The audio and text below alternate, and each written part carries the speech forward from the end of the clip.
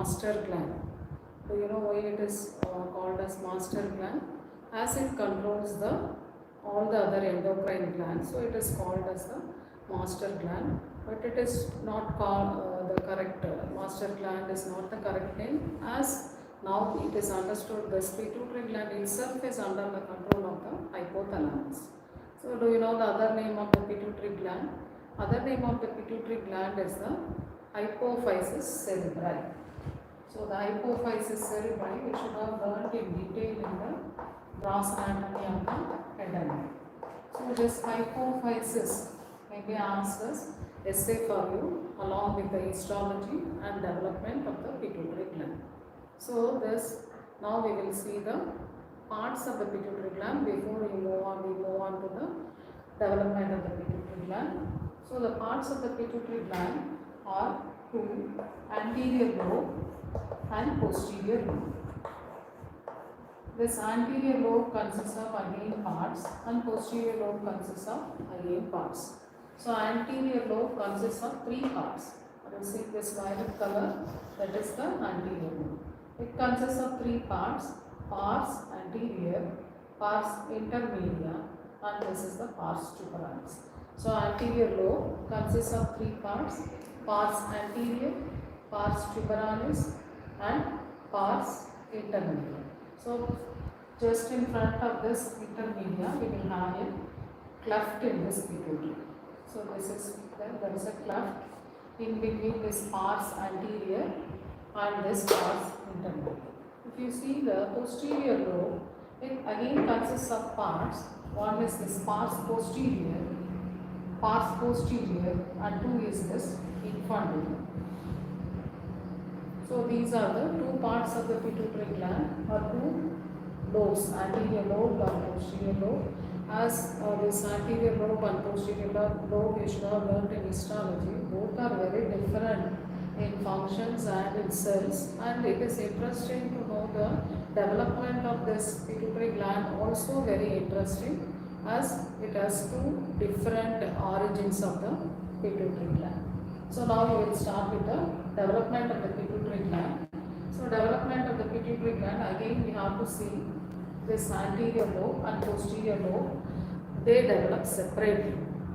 So this anterior lobe is derived from the ectoderm, anterior lobe is derived from ectoderm, and posterior lobe from the neuroectoderm.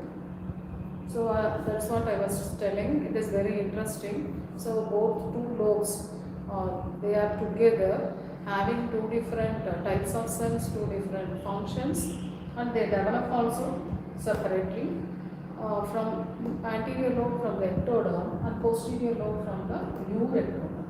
So now we will see the detail of this. First we will see the anterior lobe, ectoderm. Then we will see the posterior. So anterior lobe, you see this picture. So in this picture, you are seeing this buccopharyngeal membrane. So this is the stomodium or the future mouth, and which is separated from the foregut by this buccopharyngeal membrane. And this is the notochord, just posterior to the foregut, and this is the developing neural tube, which consists of forebrain vesicle. So this part is the forebrain vesicle. So it is labeled here. So the initial divisions of this nervous system you will know: forebrain, midbrain, and hindbrain vesicle. So this is the forebrain vesicle. So these are the parts in this picture I have explained. So how does anterior pituitary from the ectoderm? What is this stomodium? Stomodium is ectoderm. So from the roof of the stomodium. So this is stomodium. This is stomodium. From the roof of this stomodium, are you seeing here? So from the roof of the stomodium, an ectodermal diverticulum develops, and that is called as the Rathke's pouch. Okay, it develops by the third week of intrauterine life.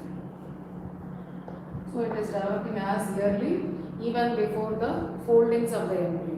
So you should know foldings of the embryo occur at the fourth week of intrauterine life. So this Anterior lobe, as I told, it is third way. You should understand this is even before the foldings of the embryo. So this is Rathke's pouch is growing in front of the forebrain, in front of this foregut notochord, so that it is from the roof of the stromonium, it tries to reach the floor of the forebrain vesicle. It grows towards the floor of the forebrain vesicle. So that is at the third week. So after some time, if you see this, by the growth of this surrounding mesenchyme, the stalk of this diverticulum gets constricted. So this is the stalk of this diverticulum gets constricted and separated from the stromonium by the second month of intrauterine. So it is separated now. So this ectodermal diverticulum is separated from the stromonium and it is lying near the forebrain vesicle. Okay. So this is separation occurs by the second month of intrauterine life. If you see in the adult where this Rathke's pouch, you can understand where it is present in the embryo at the junction of the nasal septum and the palate. That is the remnant of the, otherwise we have to take that as the remnant of the Rathke's pouch. Even in sometimes in the hypophyseal fossa where the pituitary gland is situated, we can see here this bony canal that may be present as the remnant of the Rathke's pouch. Sometimes in the nasopharynx, in the roof of the nasopharynx, this remnant of the Rathke's pouch may be present. That will be called as the pharyngeal hypophysis. So I have told where the Rathke's pouch can be represented in the adult at the junction of the nasal septum and the palate. Where the remnants can be seen, one is in the hypophyseal fossa and the second is in the roof of the nasopharynx at as the pharyngeal hypophysis. Now we will see the posterior lobe. Before that, we will just think that it has been buried from the stromonium itself. With that we will continue with the posterior lobe. Then we will see how this diverticulum is again developing into the parts of this anterior. Now we will see what is this vesicle we have got? Forebrain vesicle. From the floor of the forebrain vesicle, again yes, small ectoderm, that is the new ectodermal diverticulum that grows towards the caudal end of the, so this is the caudal end and dorsal surface towards the caudal end of the Rathke's pouch. Another diverticulum from the roof of floor of the forebrain vesicle, exactly if you want to tell, diencephalon. It is developing from the floor of the diencephalon towards this Rathke's pouch and it reaches the dorsal surface of the Rathke's pouch. So this is the ventral surface of the Rathke's pouch and this is the dorsal surface. So it reaches the dorsal surface of the Rathke's pouch. This diverticulum develops at the 6th week. So this Rathke's pouch we told it develops by the 3rd week and this diverticulum develops by the 6th week, so that it reaches near the Rathke's pouch. Then this how these two parts are giving rise to the parts of the pituitary. We have to see this diagram. So this new ectodermal diverticulum grows and towards the Rathke's pouch, so that now this part of this Rathke's pouch towards this diverticulum. So towards this diverticulum, this will form the pars intermedia. So we have seen this is the pars intermedia. So near this new ectodermal diverticulum, that part will be forming this part will form the pars intermedia, and towards the infundibulum of this diverticulum, that will be forming the pars tuberalis. So this is pars tuberalis and this is pars intermedia, and the anterior part of the pouch, so this pouch will be forming the pars anterior. That's how this Rathke's pouch has given rise to the three parts. Pars anterior, this cleft in this middle of this anterior lobe represents this remnant of the Rathke's pouch, so that around in front of this cleft, pars anterior, behind the cleft, pars intermedia, and towards the infundibulum, that part will be called as the pars tuberans. So that completes the, if you see this xenophil cells in this pars anterior, they even appear in the third month of intra-eccrine. So it starts by third week, disconnected by second month, cells appear in this by the third month. So that is about the development of the anterior pituitary or anterior lobe of the pituitary gland. If you see this new rectodermal diverticulum, it has now two parts.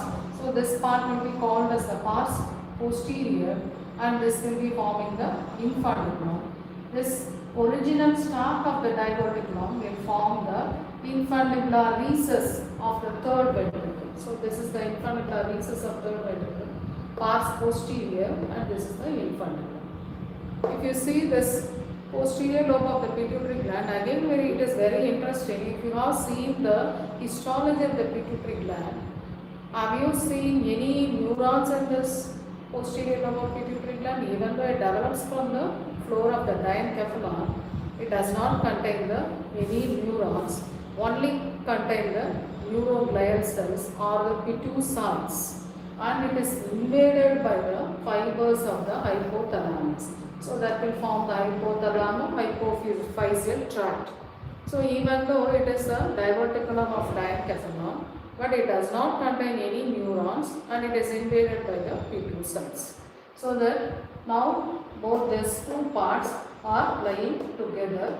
So this part is called the anterior pituitary, and this part is called the posterior anterior lobe of the pituitary, and this is called the posterior lobe of the pituitary gland. So to summarize, anterior lobe of the pituitary gland development, third week, Rathke's pouch. Posterior lobe of the pituitary gland from the floor of the diencephalon by the sixth week. So that they will now form all the parts of the pituitary gland which we have learnt in detail. Pars anterior, pars intermedia, pars tuberalis, pars posterior, infundibulum, and this is the infundibular recess. So I think you should have understood this development of the pituitary gland. So with the next topic in the development, embryology topic, with the next topic in the embryology we will see in the next week. Thank you.